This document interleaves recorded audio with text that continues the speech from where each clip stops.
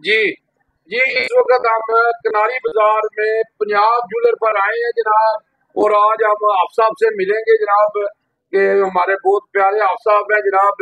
इनसे जनाब बात करते हैं। जी आप साहब क्या हाल है जनाब? रमजान अल्हम्दुलिल्लाह ठीक मुबारक हो ठाक है जनाब। ईद ईद भी जी आ रही है बिल्कुल तो जी जनाब जरा थोड़ा अपना तारुफ दसो ना जनाब। बिल्कुल मेरा साद अरशद ना है। ठीक है, अरशद महमूद दूल साहब का बेटा ते पंजाब ज्वेलर साडी दुकान है जी ते जिलम में रहने असी ते छोटा जिहा जिलम है, एक दूसरे नाल प्यार मोहब्बत। यही गल है बिल्कुल माशाल्लाह जी।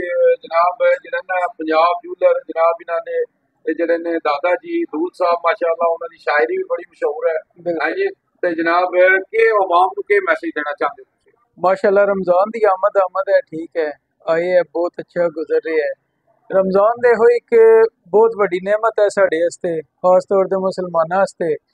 ये अल्लाह ताला सानू बार बार देंदे ने महीना कि अपने गुनाहां नू बख्शवाओ। ठीक बेशक है, बेशक। ते मौलाना महदूदी साहब आखदे न कि सिर्फ सजदे कर लैने दा नां नमाज नहीं है। ठीक है, भुखा रहने दा नां रोज़ा नहीं है, बल्कि तुहानू चाहिदा है कि अपनी सारे साल दी जिंदगी नू इसी तरह गुजारो जिस तरह तुसी रमजान दा एक महीना गुजारदे हो। बेशक बेशक बेशक। ठीक है, लोगां नाल अच्छा इखलाक रखो। ठीक है, उन्हां दी आओ भगत करो ते बस यही जी बड़ी माशाल्लाह जी, अच्छी। आप साहब ने बहुत प्यारी बात की है जी, जज़ाकल्लाह जी।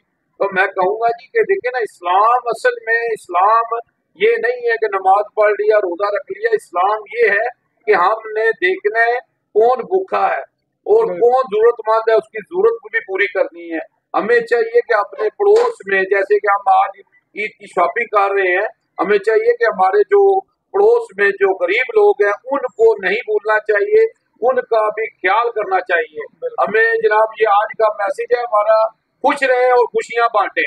न्यू आमीन। जी न्यूज जावा जी।